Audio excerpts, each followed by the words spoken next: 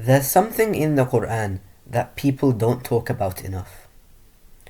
It's a challenge, not a vague symbolic challenge, but a real challenge. Basically, the Qur'an says, if you think this book is human, then prove it. And what's crazy is that this challenge has been out there for over 1400 years, and it will keep going until the Day of Judgment. Yet so far, no one has actually even come close. So what's the challenge? The Qur'an doesn't say, you can't criticize this. And it doesn't say, just have faith and don't ask questions. It literally says, if you think this book was made by a human being, then produce something like it. And not a whole book, not even 10 chapters, just one chapter. One chapter that's comparable in its language, structure, and meaning. And context over here is really important, because people think that people in the 7th century were not as smart as the others. But that's not true at all. The Arabs in the 7th century had their culture revolving around their language. And poetry was not just an art, it was status and it was power. People memorized poems the same way we memorize songs today, maybe even more seriously. If anyone on earth could have responded to this challenge, it was them. Now here's the part that a lot of people forget.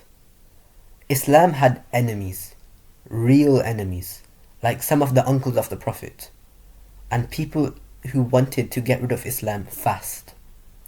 So if producing one similar chapter was possible, they would have done anything to do that. Because if they came up with one chapter like the Qur'an, there would be no need for the persecution or the wars or the arguments. Just, here we go and we match your Qur'an. And Islam would have ended right there. And sometimes people respond by saying, oh, the Qur'an's just really good Arabic. But that actually misses the point completely. The Qur'an does not fit into normal categories. And it's not poetry, because it breaks poetic rules. Scholars literally had to create a new category to describe the Qur'an.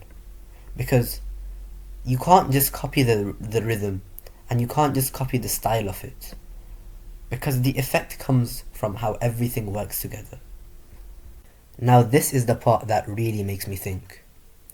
Because the disbelievers thought, and they still think to this day, that the Prophet ﷺ was A'udhu Billah, a person who made up the Qur'an just so it would suit himself.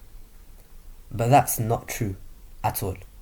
Because this challenge was made at a time when the Muslims were weak. And if it failed, Islam wouldn't just slowly decline. It would have collapsed immediately. And a human author does not gamble their entire message on something so easy to test, especially when failure would end everything. And by the way, just for clarification, this challenge did not expire, and it was not just for that generation. It's still open to this day, despite centuries of critics, linguists, and opponents. There's not been a single copy of the Qur'an that is similar to its level. And that does not mean that the people have not tried to make anything like it. Because there's people who have spent their entire lives trying to prove Islam wrong. But none of their attempts have come anywhere near the stage of the Qur'an. And any person with a functioning sense of common sense would understand that if a book invites comparison, survives it, and stays unchanged for over a millennium, it's not just any normal book.